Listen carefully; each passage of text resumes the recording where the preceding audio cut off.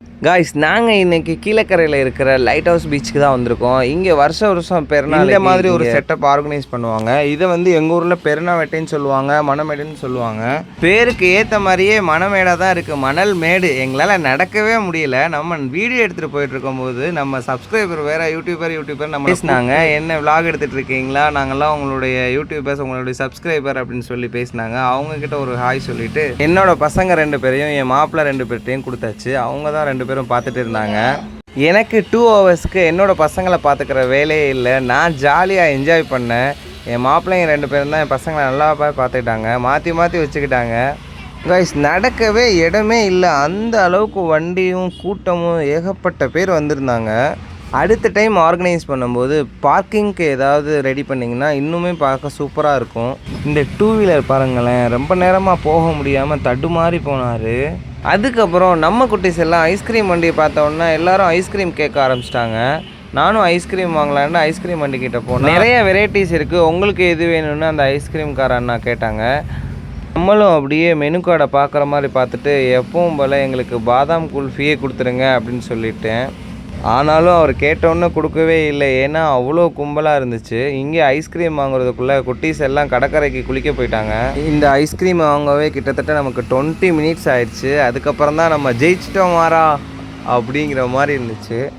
சரி ஓகேன்னு ஐஸ்கிரீம் கொடுக்கலான்ட்டு போனால் எங்களுக்கு இப்போது ஐஸ்கிரீம்லாம் வேணாம், நாங்கள் கடலில் ஜாலியாக விளாண்டுட்ருக்கோம், எங்களை டிஸ்டர்ப் பண்ணாதீங்க அப்படின்னு சொல்கிறாங்க. பாட்டம் கொண்டாட்டம் தான் போங்க, அந்த அளவுக்கு இருந்துச்சு. ஏன்னா எங்கள் வீட்டு குட்டீஸ் எப்போவுமே வீட்டுக்குள்ளே இருக்காங்களா, இங்கே இந்த மாதிரி ஊருக்கு வந்தால் தான் இந்த மாதிரி கடற்கரை வெளியிலலாம் போக எங்களுக்கு வாய்ப்பு இருக்குது.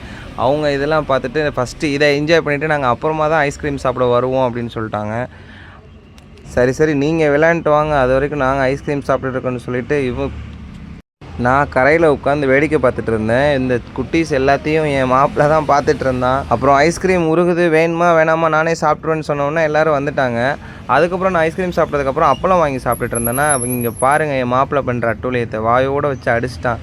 செம்ம ஃபன்னாக மாப்பிள்ளை மச்சான் அப்படிங்கிற பாண்டிங்கை தாண்டி ஃப்ரெண்ட்ஷிப். அவங்களே என்னை வாயா போயா அப்படி தான் பேசுவாங்க.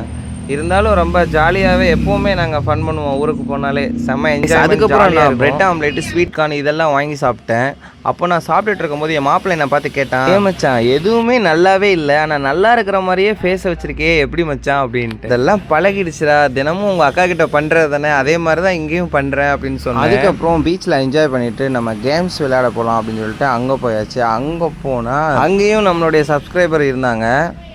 அவங்க எல்லோரும் ஃப்ரைட் ரைஸ் வாங்கி கொடுத்தாங்க. அதையும் சாப்பிட்டு அவங்க கூட கொஞ்சம் நேரம் பேசிவிட்டு அப்படியே அவங்க கூடயும் ஒரு வீடியோ எடுத்துகிட்டு நம்ம கேம்ஸ் விளையாட போயாச்சு.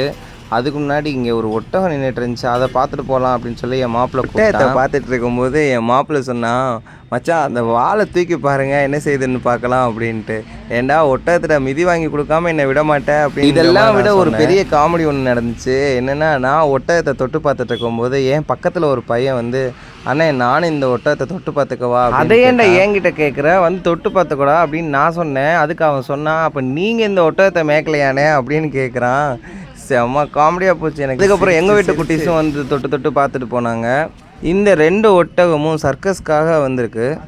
ஒட்டகத்தை பார்த்து முடித்த கையோட இந்த கொலம்பஸ்க்கு போகலாம் அப்படின்னு சொல்லி நான் சொன்னேன்.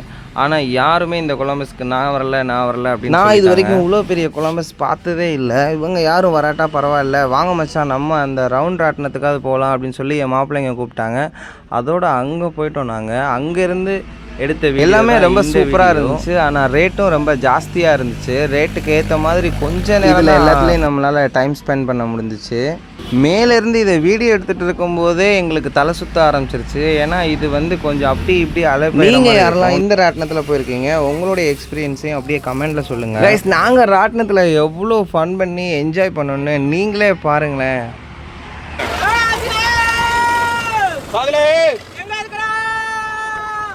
வேண்டிய வரதா கப்பல் கப்பலே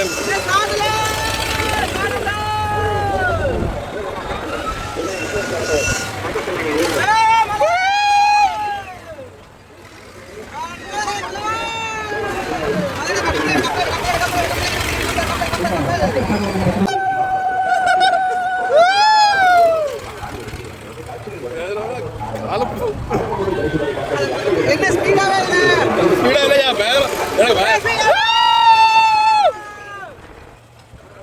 சாதனை இங்க கட்டுக்க தெரியல.